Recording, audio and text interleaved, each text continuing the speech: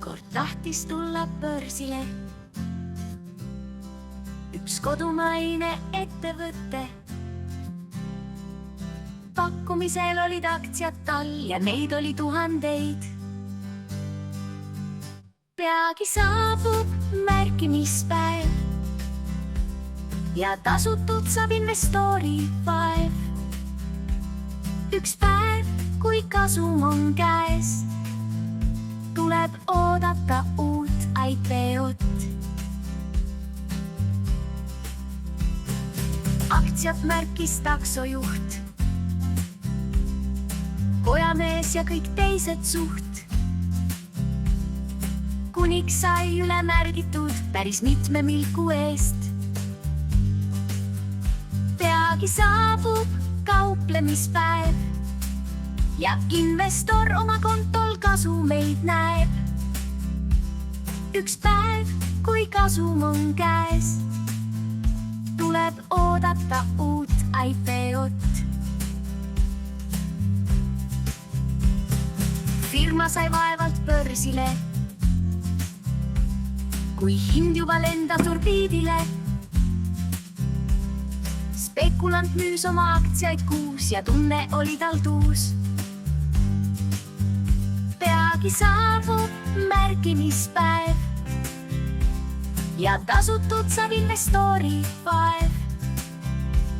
Üks päev, kui kasum on käes, tuleb oodata uut IPO-t. Tulemuse üle uhkust tunda sai, sest tootlus tegi rahakodil pai. Järgmisel IPO-l ka hästi läheb, sest kõik on ainult tõusvad tähed. Peagi saabub märkimispäev ja tasutud saab investori vaev.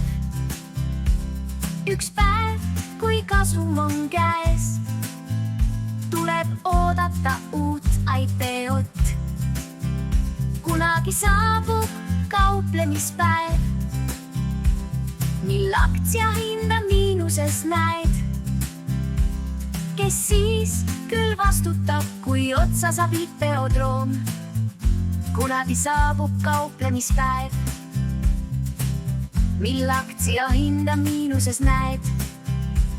Kes siis küll vastutab, kui otsa saab IPO-droom? Kunagi saabub, kunagi saabub, kunagi saabub märkimispäev ja tasutud saab investori vaev. Üks päev, kui kasum on käes, tuleb oodata uut IPO-t.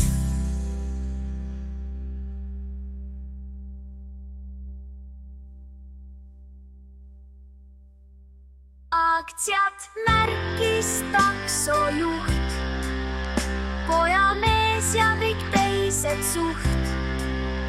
Kuniks sai üle märgitud päris mitme milku eest.